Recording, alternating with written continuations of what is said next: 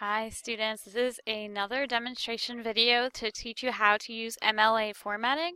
I do want to direct you to a resource that's available through Google Classroom that is a bit more generic, that goes over MLA formatting for any assignment that you might have, but this video is specifically looking at how to use MLA formatting for your annotated list of works cited for the collection of 3 reviews that you found of something, a book, a movie, etc.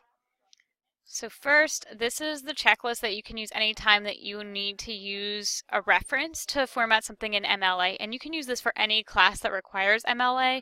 It tells you to use Times New Roman font, 12-point font, use a heading with your name, the teacher's name, the class name, and the date, center the title, double space the entire document, label your works cited page as works cited, format your citations with a hanging indent, which is where all lines after the first line are indented, and then margins should be 1 inch at the top, left, right, and bottom. Okay, so I'm going to just show you, this is your assignment sheet. Should look very familiar to you. This is the version where all of the citations are together on one. If you had the kind of step-by-step version, then it would just be like the first 2 boxes, and then each one would kind of be separate. But either way, you're going to do the same thing. So first, you want to clean up your citations if you did, like if they look odd. So some of them might have gray backgrounds or something like that. You might have accidentally copied the word MLA. So delete anything extra that got copied along with the citation.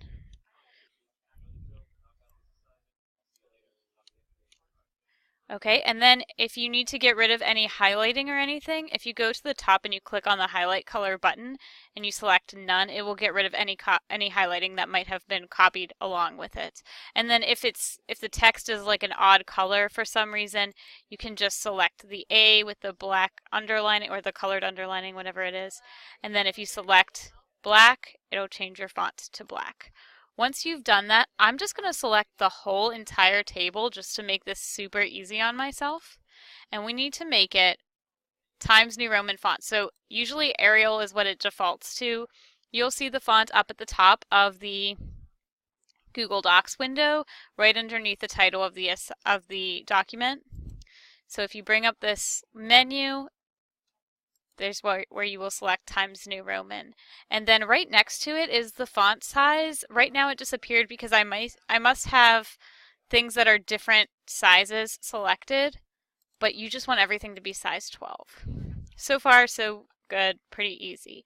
The next thing you need to do is double space your whole document. So up at the top of Google Docs, you'll find a button that has 3 horizontal lines and an arrow that points up and down.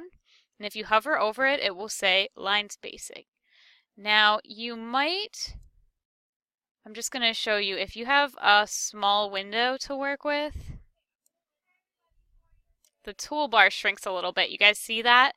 And so you still have the line spacing here, but if you didn't, you'll see these 3 dots, and if you click on them, then you'll be able to get to any other buttons that have been kind of taken off of the toolbar for you. But my screen's big enough that I don't have to worry about that. I'll just go straight to the button and select double spaced.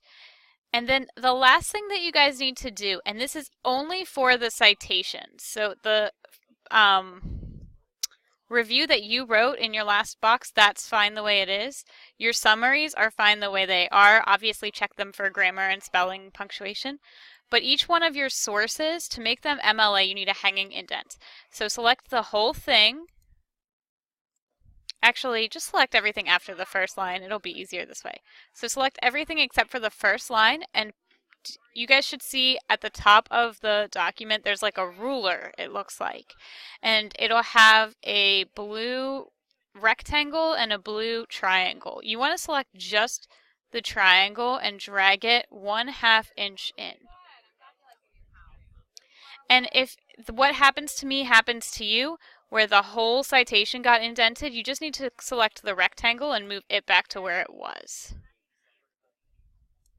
And as you can see now, the first line is starting right at the end, and every line after that is indented.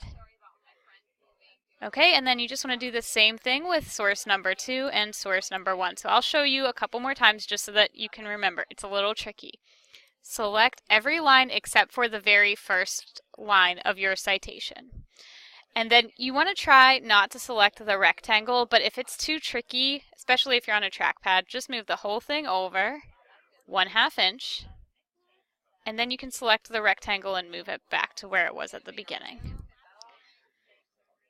One more time, you're just going to select everything after that first line, drag the triangle over 1/2 inch, and then if everything else goes with it, just move that rectangle back to where it started. And you'll have that hanging indent. I know it looks pretty weird, but that is how MLA does it. Any questions, let me know. You can reference your checklist or this video at any time through Google Classroom. Have a great day.